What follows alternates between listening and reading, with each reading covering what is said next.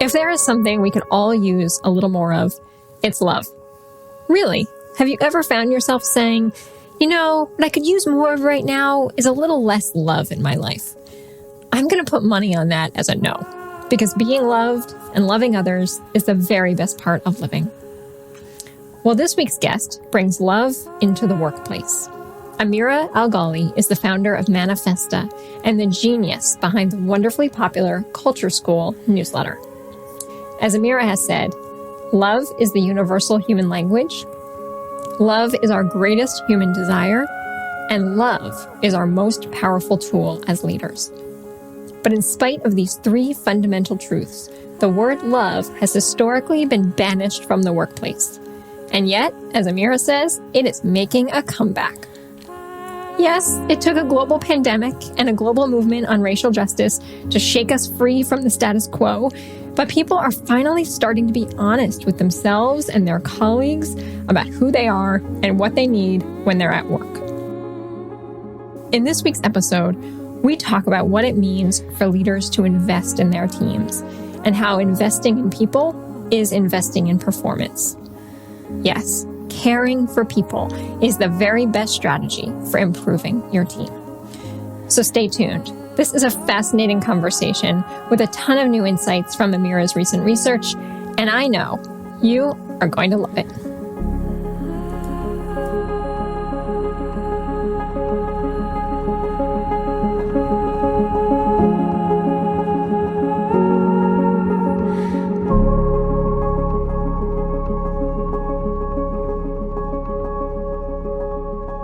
Amira, I'm so glad to get a little bit of time with you today and this season to be able to talk with you about your work in Manifesta and some amazing research that you've recently done. But before we get into all of that, I would love to do just a simple check-in first, which is tell us where we find you today. Where are you sitting?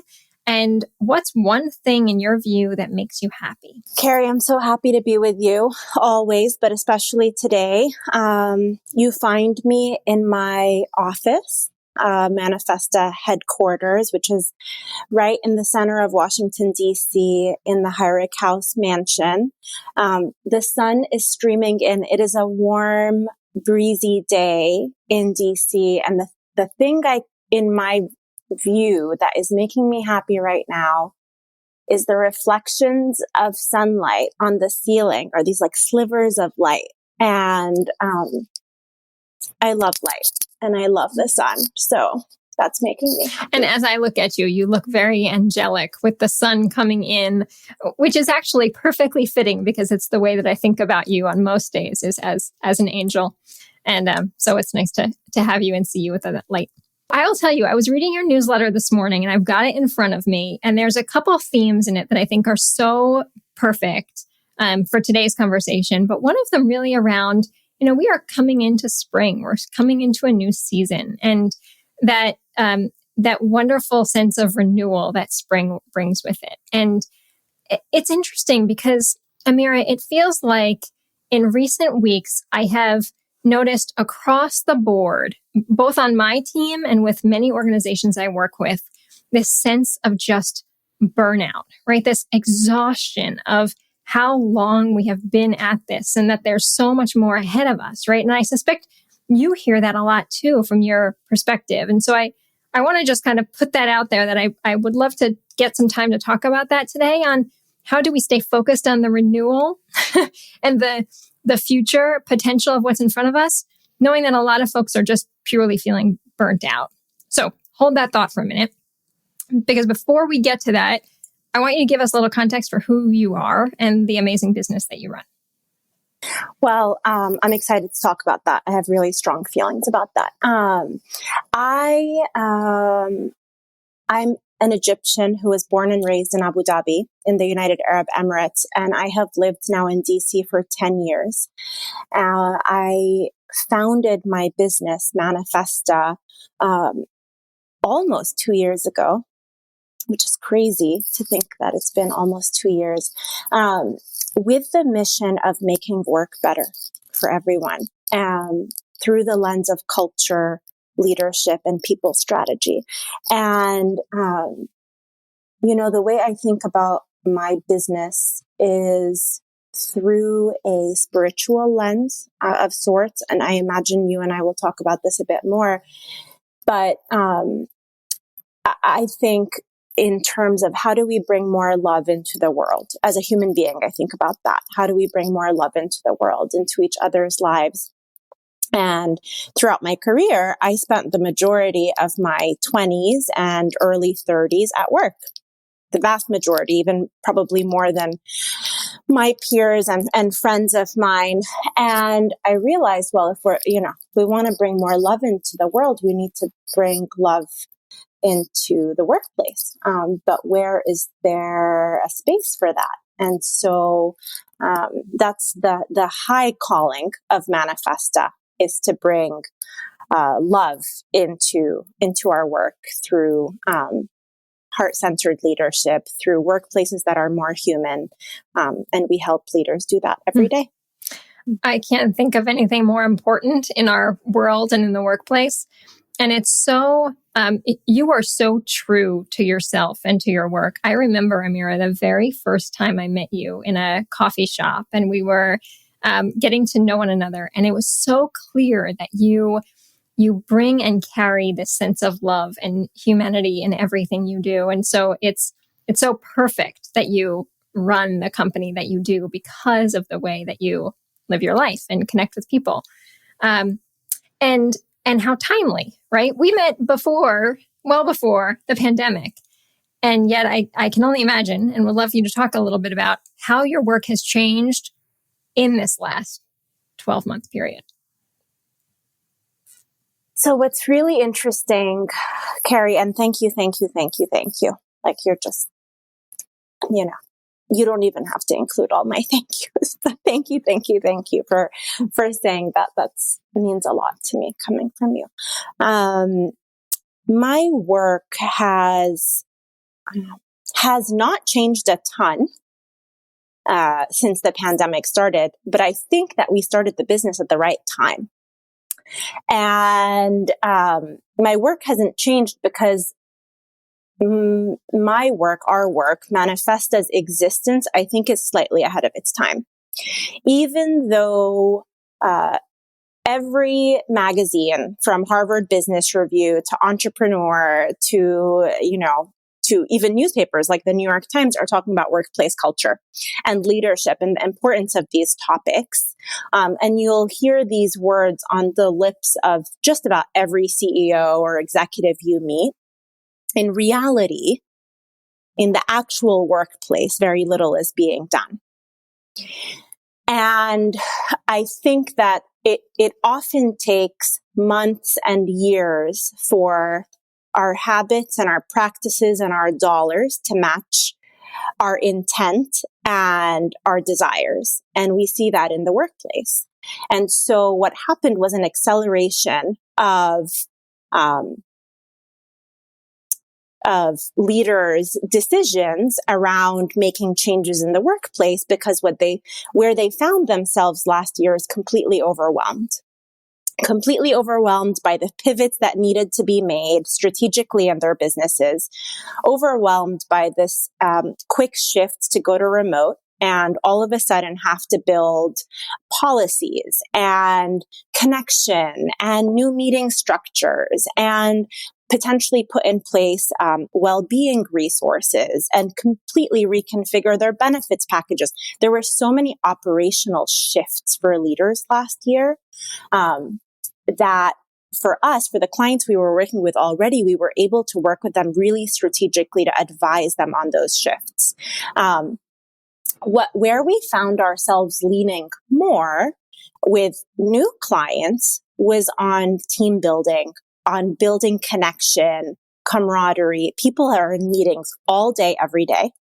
And I mean, this, we've rescheduled this 3 times because of meetings and all the things that are happening in life.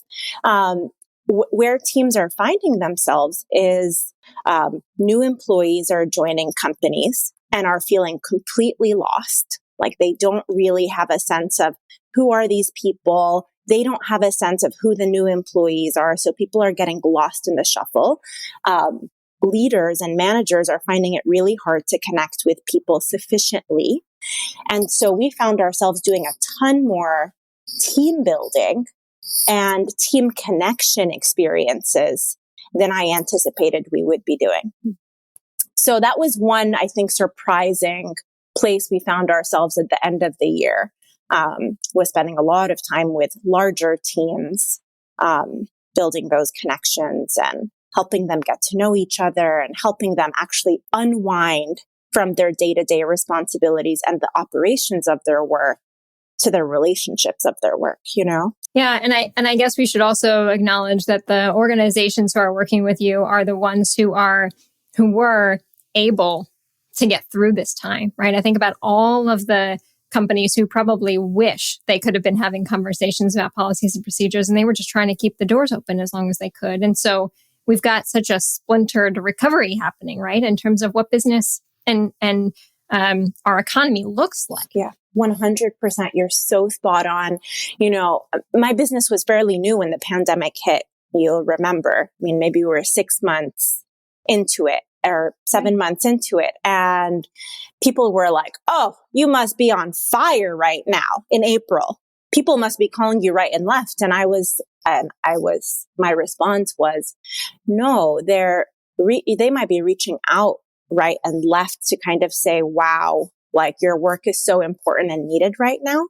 But where their attention was saving their businesses, saving their employees' jobs. It was not, how do I make my team more cohesive? It was not, how do I build trust right now? It was literally, how do we make sure the house doesn't fall down? So, and I respect that. And I think that's so important. And so I think that 2021 is actually going to be the year where things have calmed down slightly, and or at least a stronger foundation has been established, and leaders and executives are thinking, okay, now how do we rebuild? How do we reset? You know? And really smart. You say it in your recent newsletter. If I get this right, hopefully I get it right. Correct me if I don't. But you talk about how people investments are performance investments, right? If you want to have a better performing company, you have to invest in your people and in your culture, right? Yeah, that's exactly. I say investing in people is investing in performance. And that was a response, a personal response to the research that I led at the end of the year last year with CEOs and other members of the C-suite, where I found that the reaction to the word culture was that it's this like ethereal thing. This ethereal thing that's really hard to invest in, this bubble almost, or this nice to have thing that, hey, once we're a high performing team, once we hit our numbers, maybe then we can start to think about culture and all these fun things that we can be doing with our teams. And you know, it's one of the shifts that I'm making in my work as we talk about the workplace and as we talk about culture, is actually to talk about performance. Like really the goal, people want to come to work and perform at their best.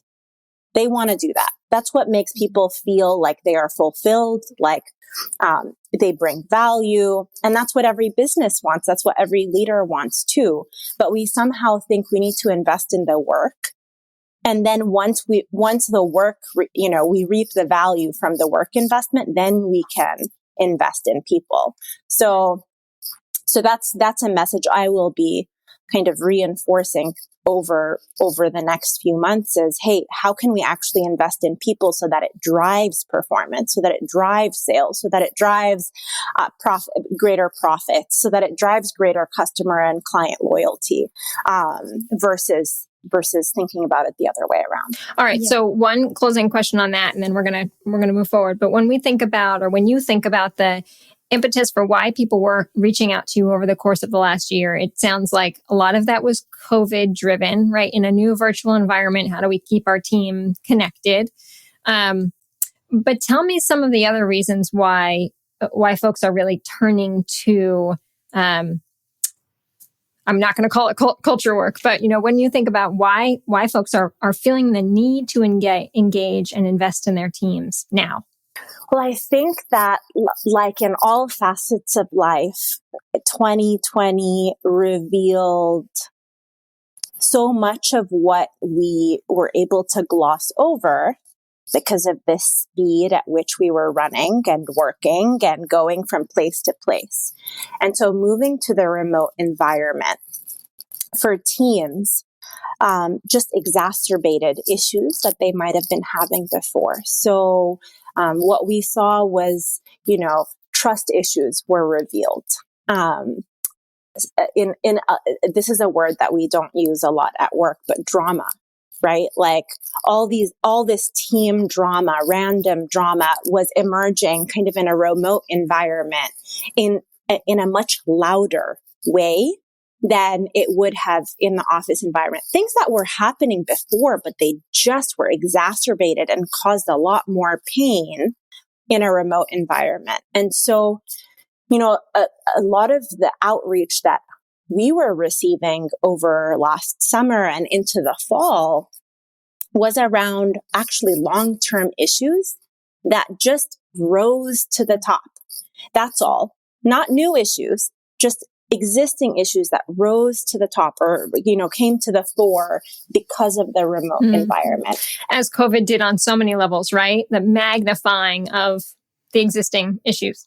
Exactly. It magnified the existing issues. And I think that in addition to magnifying the issues, everyone had way less bandwidth and capacity, both practical capacity and emotional capacity to handle those issues. And so there was this moment of like hands up in the air. This has to stop. This is the moment where we have to figure it out. If we're not going to figure it out now, then forgive my language, we're screwed. Yeah. Do you think then that question I posed at the top and had us pause on for a minute, do you think that we're at a breaking point? Are we there? Are we coming to it? But this exhaustion that people seem to be feeling. I think we've been at the breaking point. I think we've been at the breaking point for some time. And like every day, people are just doing their best to keep going because what else will we do? I think that the 1-year anniversary is cementing the breaking point. Mm-hmm. It's making it clear for people, for most of us who are just kind of going.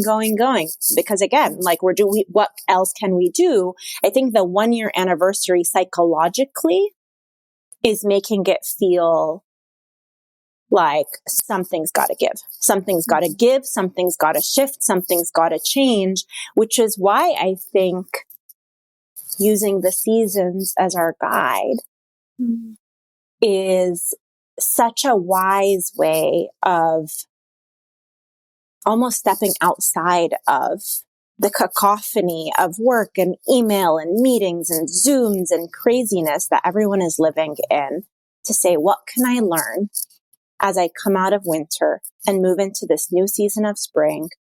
Not only is there hope because of the vaccine, there's hope because the sun is around more hours of the day. There's hope because we see flowers blooming. There's so many signals that are saying it's time to reset. It's time to clear the air. And I just think it's a great opportunity for us to take those signals and respond to them.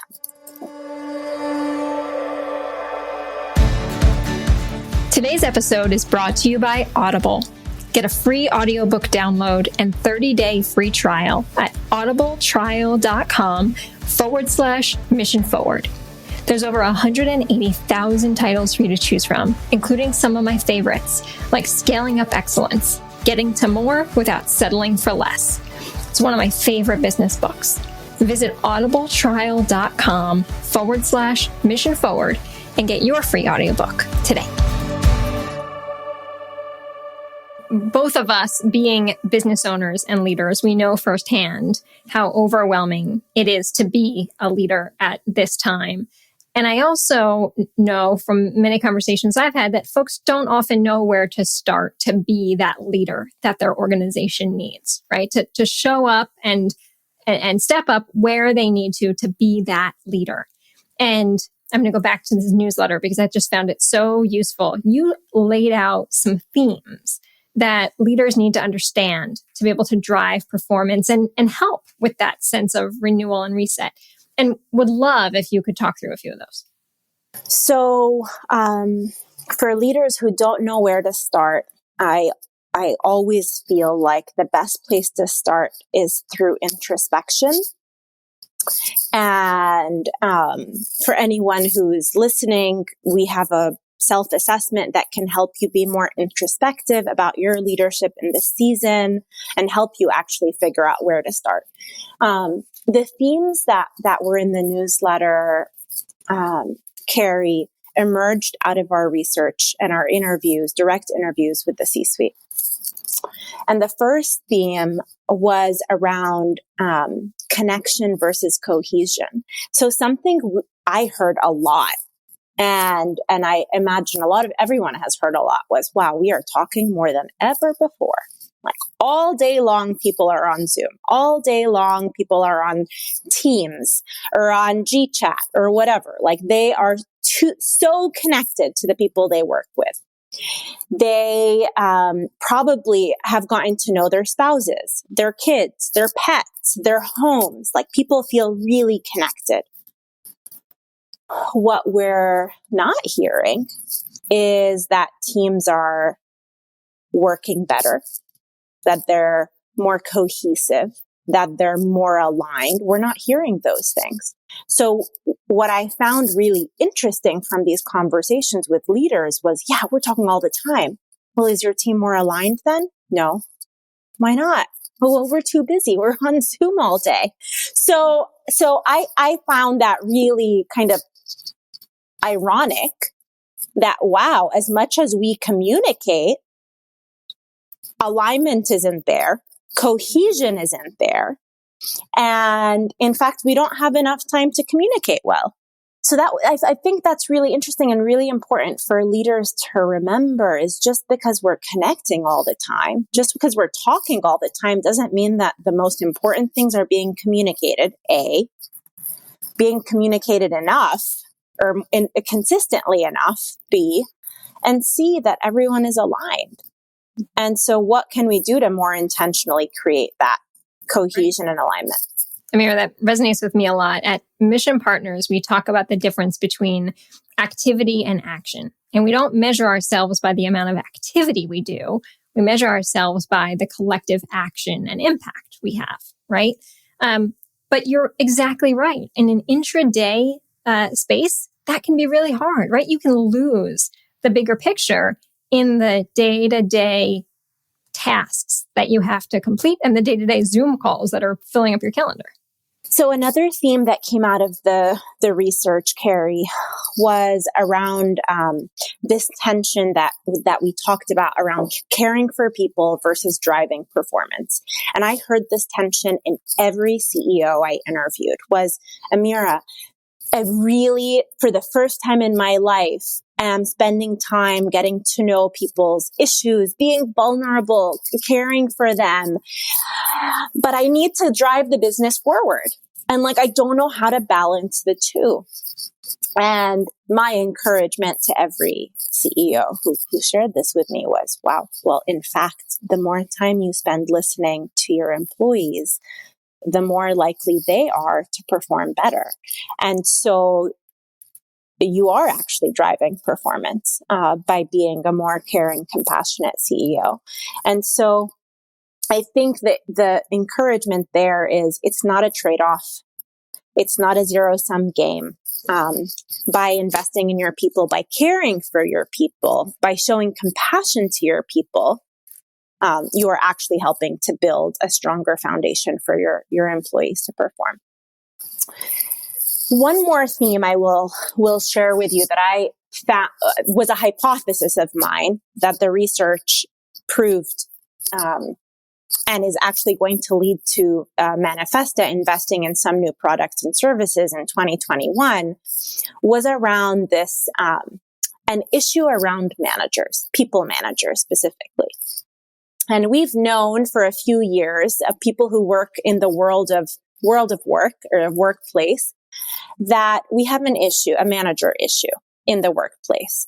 Managers drive 70% of an employee's engagement with a company. That's a very high number. And yet, most people who are promoted into manager positions don't have the manager talent. Like there are latent talents, unique kind of superpowers that exist within the world's best managers. And 90%, Gallup research shows that 90% of people in manager roles don't have that talent. And on top of it, most organizations are not, when they promote somebody into a manager position, are not giving them training and development and coaching to become great managers. And so what happens is that, well, no wonder so many people are disengaged at work. 66% of the American workforce is disengaged at work. If 70% of their engagement is driven by their managers and their managers don't really know how to manage well, then we have a major problem. And that is an enormous number, by the way. I just want to reinforce that 66% of people not engaged at work. 66%. I mean, it's insane if you think about it. And so how is that not a priority to drive employee engagement? And what the insight for me was, the primary way we need to be driving employee engagement is through investing in better managers. We need to invest in strengthening our managers. And by the way, in a lot of businesses, the manager is the CEO. The CEO plays many roles. One of them is to be a people manager. And if the CEO doesn't know how to give great feedback, if the CEO doesn't know how to help their employees develop and grow, then every business is at a loss and is going to reach an impasse in terms of growth. And so what we heard from these CXOs, Carrie, was that when I asked, hey, do you feel like you can rely on your managers to translate the vision, the strategy of your organization? Many said no. The majority said no. And when I asked, hey, what would you invest your dollars in? And I gave them a list of things to choose from. The vast majority of them picked manager effectiveness because most of their managers, they felt, were not effective enough. Mm. So those are some of the themes that came out of the research that I found really fascinating.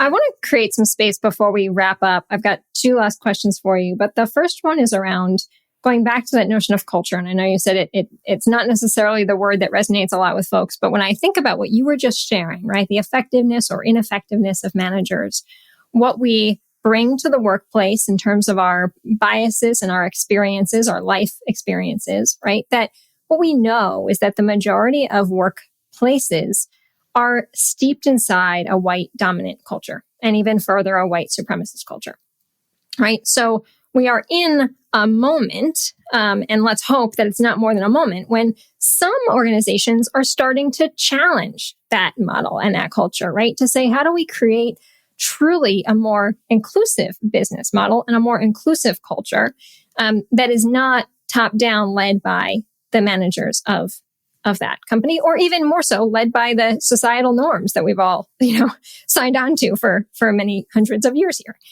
I'd love you to talk to me a little bit about that. What are you seeing? Are you seeing companies challenging and pushing on those white dominant norms? Or again, is that still, in your mind, something that needs to come, but folks aren't ready for it yet?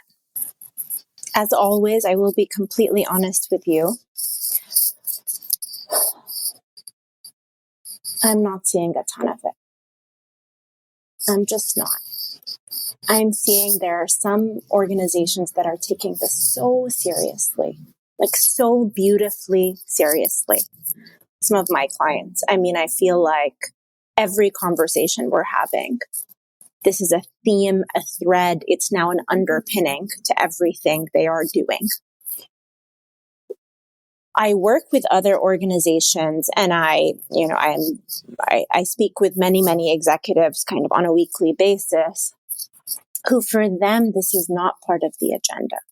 It's just not part of the agenda. It's not part of the narrative. They don't have time for it.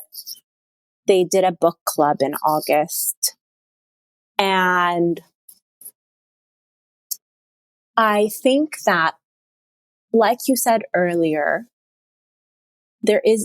most don't know where to start. Most don't know where to start and don't know who to ask.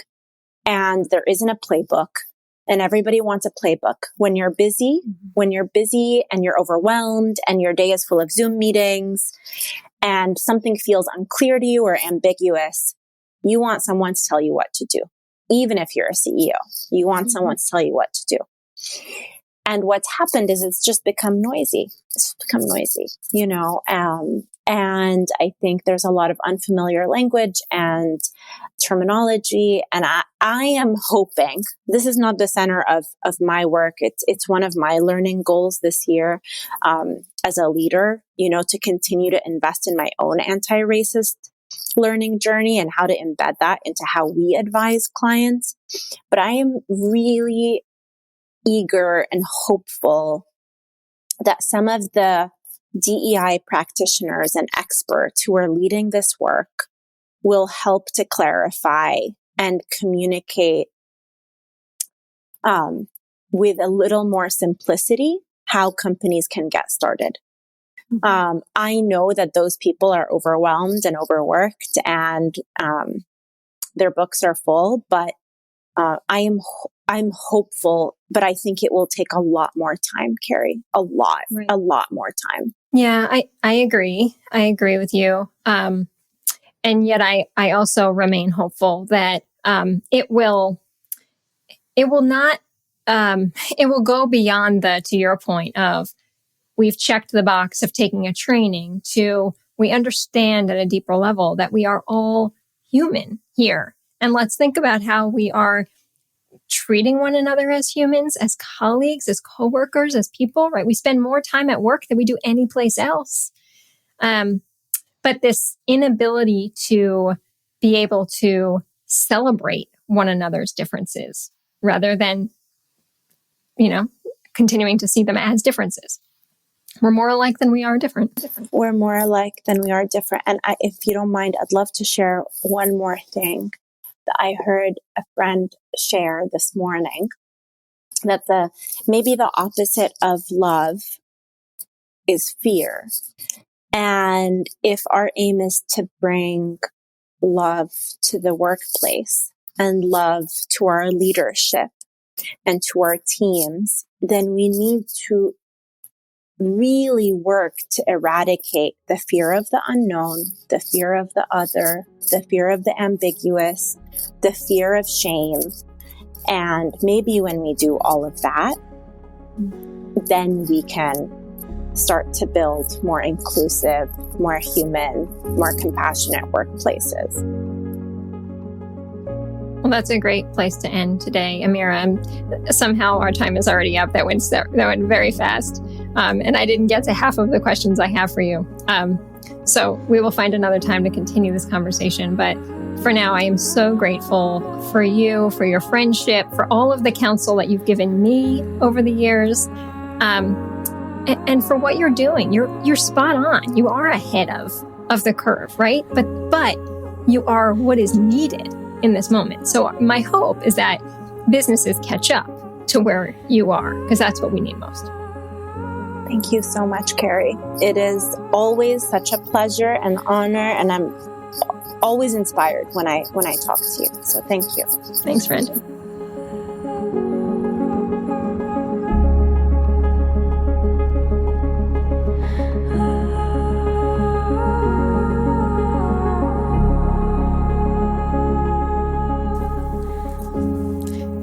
Thanks again for listening to today's episode of Mission Forward. What I loved about this conversation is that Amira's insights are both wonderfully practical little nuggets that can be implemented with teams starting right now, but they're also like the very beginning of a beautiful hike.